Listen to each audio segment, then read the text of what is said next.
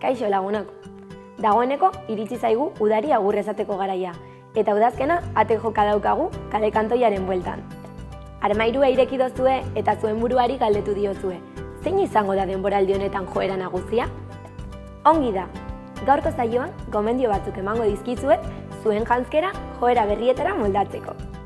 Lehenengo eta behin, jakin ezazue jantzi batzuk inoiz ez direla modaz kanpo geratzen. Besteak beste, praka bakeroak edo apaingarririk gabeko kamisetak beti izango dira kontuan hartzekoak. Beraz, ez itzazue zuen armairutik baztertu. Bestalde, badira jantzi batzuk urtetik urtera mantentzen direnak.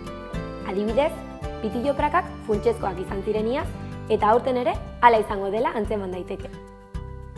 Kuadro, marra eta estanpatuek presentzia handia izaten jarraituko dute, batez ere kamiseta eta jaketan.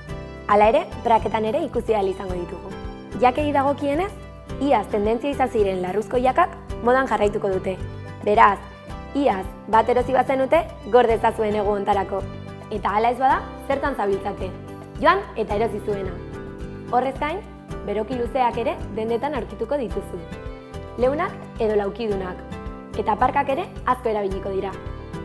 Oinetakoen tendentzia, aurreko urtekoari begira nahiko antzekoa izango da. Botak izango dira tendentzia nagusia. Oinetakoen tendentzia, aurreko urtekoari begira nahiko antzekoa izango da. Botak izango dira tendentzia nagusia, altuak edo erkatileraino iristen direnak. Hala ere, orain dela pare bat urte modan jarri ziren euritako botak ez ditugu horrenbeste ikusiko aurten.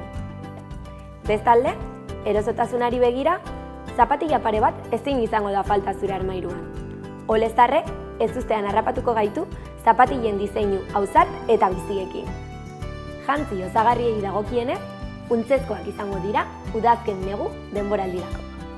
Txanoak, zapelak eta zapiak ezinbesteko osagarriak izango dira denboraldi honetarako.